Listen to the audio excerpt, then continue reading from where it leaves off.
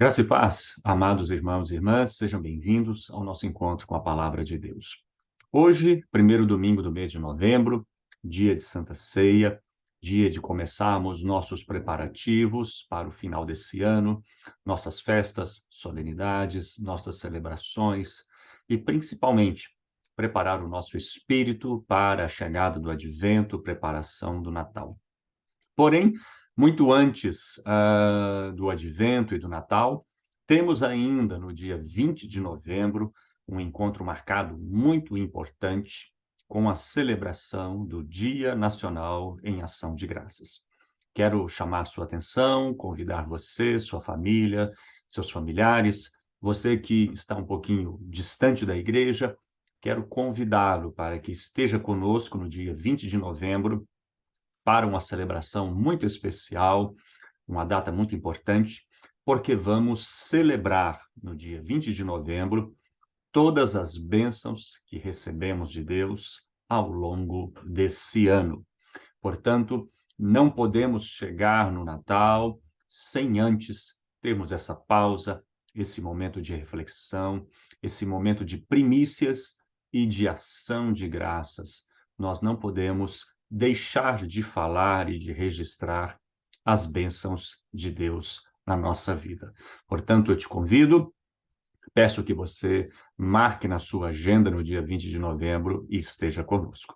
E vamos preparar-nos espiritualmente para uma maravilhosa celebração.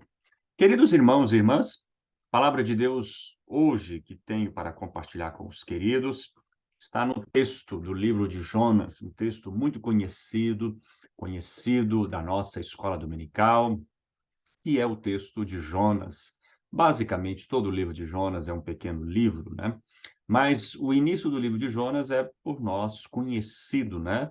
Pela insistência de Jonas em fugir da presença de Deus. O texto ali diz: Veio a palavra do Senhor a Jonas, filho de Amitai, dizendo: Dispõe-te, vai à grande cidade de Nínive e clama contra ela, porque a sua malícia subiu até mim. Jonas se dispôs, mas para fugir da presença do Senhor, para Tarsis, e tendo descido a Jope, achou um navio que ia para Tarsis, pagou, pois, a sua passagem e embarcou nele, para ir com eles para Tarsis, para longe da presença do Senhor. Todos nós conhecemos muito bem esse texto, muito utilizado a respeito de uma provável negligência de Jonas, muito utilizado para falar ao nosso coração do nosso dever de evangelizar. Eu quero te convidar para que a gente reflita no texto de Jonas, não com relação a essa negligência da evangelização, mas da negligência, né? Ou, se a gente puder utilizar uma outra palavra aqui, a procrastinação, né? Um termo difícil, né? Mas que significa adiar as coisas, né? Aqui no texto, muito interpretado como uma negligência, uma recusa de Jonas em evangelizar os assírios, os ninivitas, muitas das vezes a gente se esquece que Jonas estava, de alguma forma, adiando, né? Como a gente gosta de dizer no popular, empurrando com a barriga, levando. Eu gostaria de hoje conversar com vocês do nosso hábito de deixarmos de lado, né? Evitarmos ou buscarmos, de alguma maneira, fugirmos de algumas coisas que muitas das vezes nós preferimos ignorar ou esquecer do que enfrentar prontamente. Jonas não queria a tarefa de evangelizar os ninivitas. Jonas foge, né, de tudo que o faz lembrar da presença de Deus. Jonas procura fugir desse chamado porque ele sabe do amor de Deus, como nós entendemos lá no final do livro.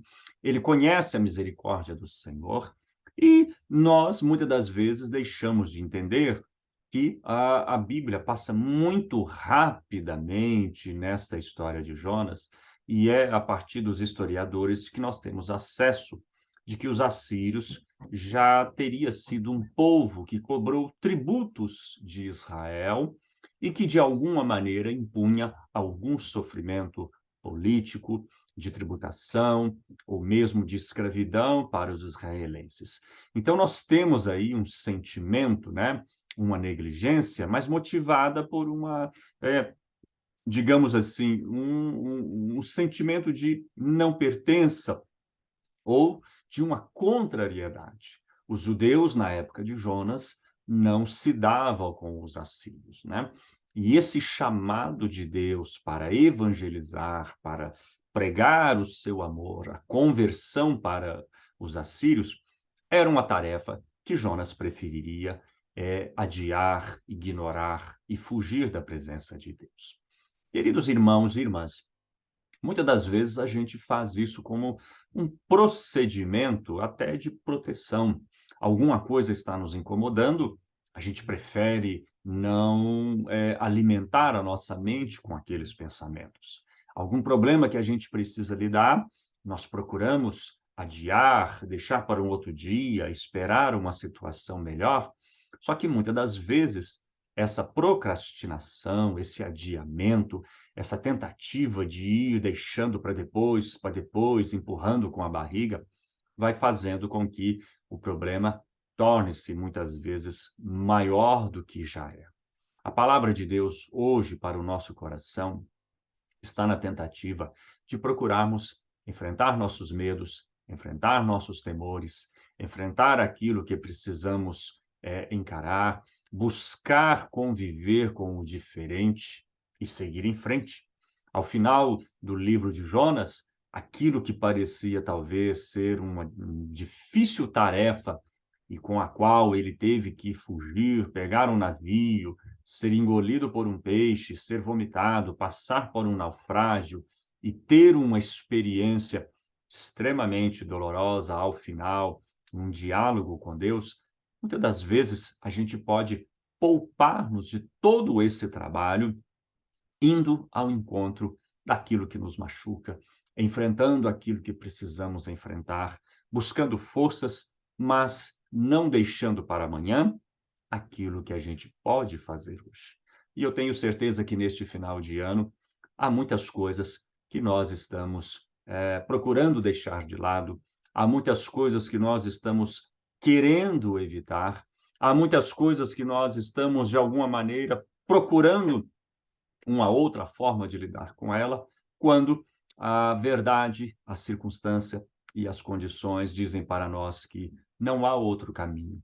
Nós precisamos enfrentar os nossos medos, a gente precisa lidar com pessoas que muitas das vezes não sejam tão agradáveis, a gente precisa lidar com questões, a gente precisa pedir ajuda de Deus e enfrentar todas essas circunstâncias. Ao final do livro de Jonas, Deus, de uma maneira muito pessoal, muito bondosa e generosa, mostra para Jonas que o amor dele para os ninivitas era algo totalmente compreensível e suportável. Assim também, nós poderemos, com a graça de Deus, compreender e entender que aquilo que talvez a gente esteja fugindo, evitando, procurando não lidar, com a graça de Deus, a gente pode não apenas lidar com essas questões, mas fazer com que elas se tornem menos sofríveis ou até nos surpreendam com uma grande bênção. Portanto, queridos irmãos e irmãs, não busquemos evitar, né, circunstâncias desagradáveis. Ao contrário, se estiver no nosso alcance, se nós sabemos que temos que fazer, se sentimos da parte de Deus que precisamos solucionar algo, vamos ser sensíveis à voz de Deus e vamos seguir em frente. Vamos então ouvir o cântico e nos prepararmos para o nosso momento de intercessão. Se o Senhor não edificar, minha vida será como quem partiu e construiu sobre um lugar incerto. E quando as agruras dessa vida insistiram em roubar-lhe a paz e um pouco mais do seu sossego, veja o que ficou, veja o que restou, veja o que ficou, veja o que restou. Vida vazia, vida sem razão, sem gozar comunhão com Jesus. Olhos cegos que não veem luz, que perecem nas trevas do mal, do mal.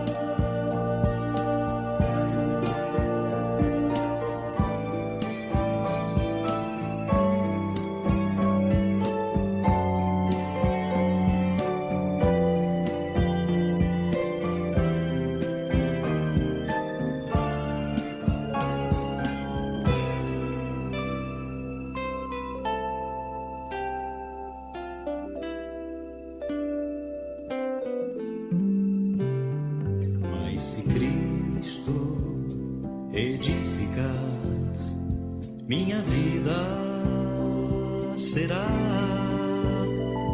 um espelho refletindo a todo mundo o amor de quem chegou e amou primeiro, e uma paz que permanece lá no fundo do meu coração, do meu coração, do meu coração, do meu coração.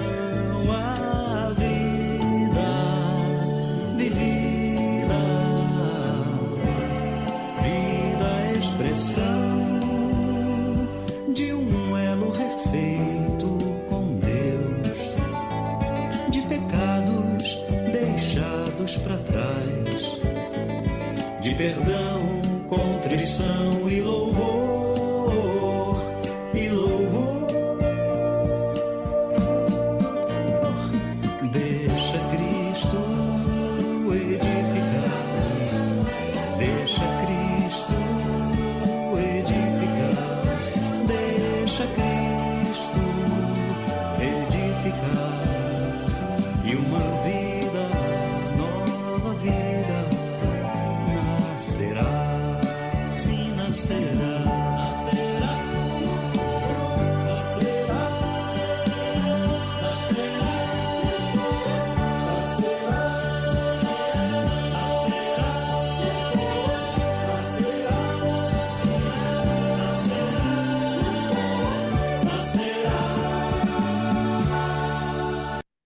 Graças a Deus, queridos irmãos e irmãs, uma vida nova nos espera na medida em que, com a graça, com a edificação e com o poder de Deus, nós nos colocamos na posição de assumir e enfrentar todos os compromissos. Lembremos que a vontade de Deus é sempre o melhor para nós. E se algo teima e está em nosso caminho, se algo insiste em que precisamos responder, vamos, com a graça de Deus, vencer essas questões, deixar a negligência, deixar a procrastinação, deixar qualquer coisa que seja que possa nos impedir de efetivamente alcançarmos esse novo estágio. Vamos falar com Deus. Pai bondoso, Deus querido, nós queremos te agradecer, te glorificar e te bendizer, porque uma nova vida o Senhor nos tem concedido. Com ela, muitos desafios, necessidades, mas temos experimentado tua graça, tua bênção e teu amor.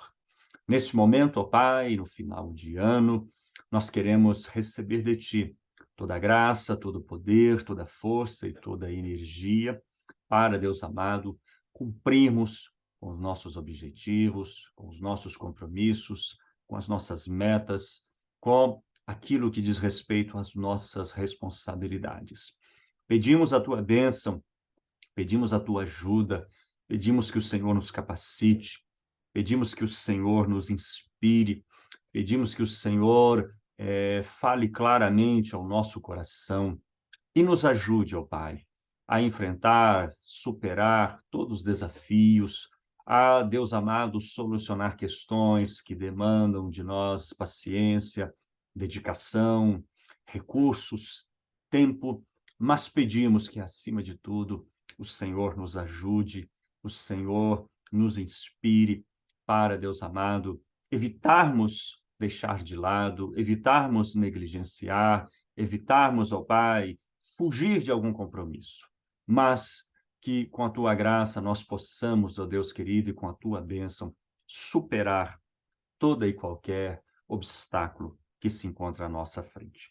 Dá-nos paciência, ó Pai, dá-nos amor no coração, dá-nos liberalidade, dá-nos espírito de cooperação e qualquer virtude que seja necessária para que nós possamos, ó Deus, seguir em frente e fechar este ano, Deus amado, com a certeza de que estamos fazendo o que é adequado.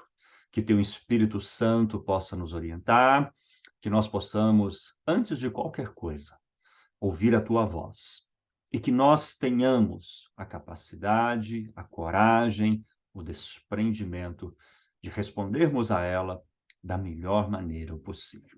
Pedimos a tua bênção neste momento em favor da Beth, irmã da Cristine, que ainda encontra-se hospitalizada, fazendo o seu tratamento. Há uma possibilidade de, ó Deus querido, uma alta ocorrer na próxima semana, na semana que se inicia. Nós te pedimos que o Senhor abençoe grandemente a Beth e continue fortalecendo e sustentando, Deus querido, a nossa irmã Cristine. Derrama sobre elas a tua bênção, fortalece e sustenta, Deus querido. Oramos em favor da nossa irmã Dona Gladys, pedindo pela sua vida, pedindo pelo seu organismo, que responda bem ao tratamento, que a infecção não avance, Deus querido, mas que o Senhor possa sustentar, fortalecer e abençoar a tua serva. E assim pedimos a tua bênção em favor de toda a nossa igreja, em favor do nosso país, que o Senhor possa continuar a nos sustentar, o Senhor possa nos reconciliar, que o Senhor possa fortalecer, abençoar a nossa igreja, a nossa comunidade e todo o nosso país. Em nome e por amor do teu Filho, Jesus. Amém. Querido irmão, querida irmã, que Deus possa te sustentar, te abençoar, que o Senhor possa continuar fortalecendo e derramando sua bênção sobre a sua vida. Em nome de Jesus. Desce lá no fundo do meu coração, do meu coração, do meu coração, do meu coração, a vida vivida, vida expressão de um elo refeito com Deus, de pecados deixados para trás, de perdão, contrição e louvor.